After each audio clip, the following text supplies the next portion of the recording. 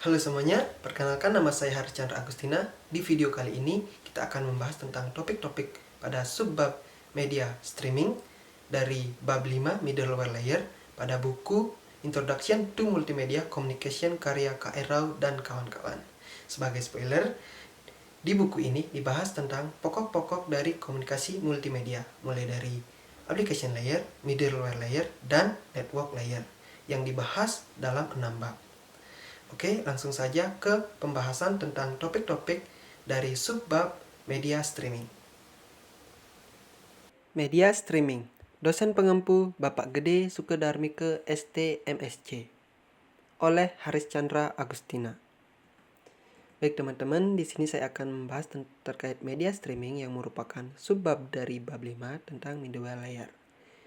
Media streaming merupakan proses pengiriman suatu konten baik audio atau video yang dikirim dalam bentuk yang sudah terkompres melalui internet yang kemudian dimainkan atau diputar secara langsung tanpa di-download terlebih dahulu. Dewasa ini, media streaming menjadi komoditi yang biasa, namun masih memiliki kendala dalam hal kualitas layanan serta efisiensi. Sebagai contoh, pada jaringan 2,5 hingga 3G mengalami masalah yang signifikan dalam hal siaran langsung secara real time. Tentu teman-teman masih merasa bingung apa produk-produk dari media streaming. Produk-produk dari media streaming sangat dekat dengan kehidupan kita. Yang pertama adalah film-film yang kita tonton pada platform seperti Netflix, iFlix, dan lain sebagainya. Dan pada masa pandemi saat ini, produk dari media streaming yang sangat booming adalah face call. Nah, apa sih pembangun dari media streaming? Pertama adalah Impact Delivery Framework. Framework ini sama dengan framework lainnya. Kita ambil contoh adalah framework pada PHP. Fungsinya sama, cuma tempatnya saja yang berbeda. Kalau framework PHP tentunya digunakan di PHP, sedangkan Impact Framework digunakan pada Impact Port. Nah, pengertian dari framework merupakan suatu kerangka yang mempermudah suatu developer untuk membangun aplikasi. Pada Impact Port Framework digunakan agar format Impact Port mudah dikonvert ke dalam layanan streaming. Yang kedua adalah streaming video over the internet. Tentunya, kemajuan terbaru dalam teknologi komputasi, teknologi kompresi, dan perangkat penyimpanan bandwidth tinggi, dan jaringan berkecepatan tinggi telah memungkinkan untuk menyediakan layanan multimedia real-time melalui internet. Multimedia real-time seperti namanya memiliki batasan waktu, misalnya data audio dan video harus diputar secara terus-menerus.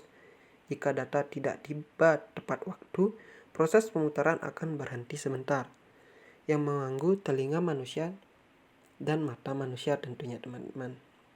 Di sini merupakan diagram dari streaming video pada internet, di mana di sini ada streaming server, ada user atau client atau receiver, dan juga ada internet. Nah, di sini dari gambar ini video dan audio dikompresi kemudian disimpan pada perangkat penyimpanan. Nah, kemudian receiver atau klien akan mengambil atau mengakses video dan audio dari penyimpanan melalui internet ini, teman-teman. Dan yang ketiga adalah video compression. Video compression merupakan sebuah teknik kompresi data ke ukuran yang lebih kecil. Kita analogikan seperti ini agar mudah dimengerti ya, teman-teman. Di mana kita di sini memiliki video asli, misalnya adalah video presentasi ini. Saya upload atau unggah ke platform YouTube. Kemudian saat teman-teman mengakses, YouTube telah melakukan kompresi sehingga ukurannya menjadi lebih kecil. Dan jika teman-teman sadari, pada platform YouTube terdapat resolusi mulai dari 144, 240, 360, 480, dan lain sebagainya.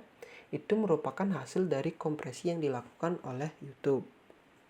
4 adalah berbagai persyaratan yang diperlukan dalam aplikasi streaming.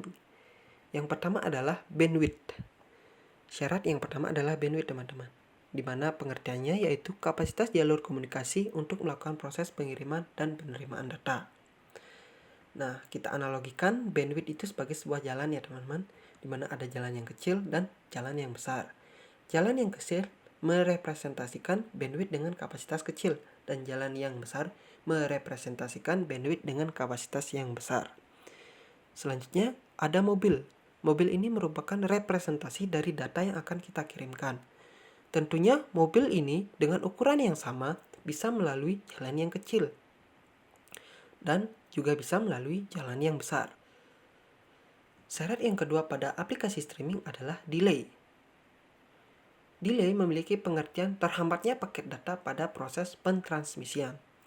Delay ini erat kaitannya dengan ukuran data serta ukuran bandwidth, di mana jika ukuran data lebih besar daripada jalurnya tentu akan mengalami delay.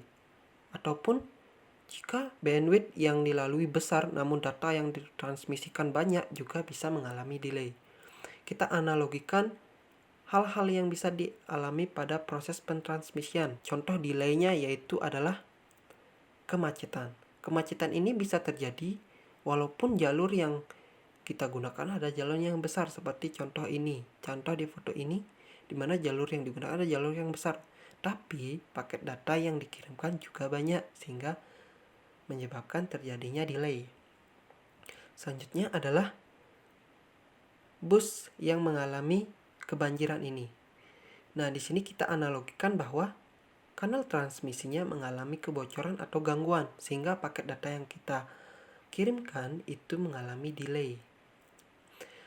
Syarat yang ketiga dalam aplikasi streaming adalah loss. Loss ini merupakan hilangnya paket data pada proses pentransmisian. Tentunya loss ini erat kaitannya dengan delay tadi dengan bandwidth, di mana jika paket yang kita kirimkan melalui jalur yang sempit terus paketnya besar, tentunya dalam proses perjalanannya data tersebut bisa terjadinya loss. Dan syarat yang keempat pada aplikasi streaming adalah fitur video kaset record. Fitur yang berfungsi sebagai perintah mulai, jeda, selanjutnya, dan berhenti. Nah, tentunya dimanapun kalian melakukan streaming video, fitur ini sangat berguna sekali. Misalnya pada YouTube ini sendiri, kalian bisa menggunakan fitur ini untuk membantu kalian, seperti itu. Nah, sekian informasi yang bisa saya berikan terkait dengan materi pada subbab media streaming. Semoga teman-teman bisa memahami dan semoga teman-teman terbantu. Terima kasih.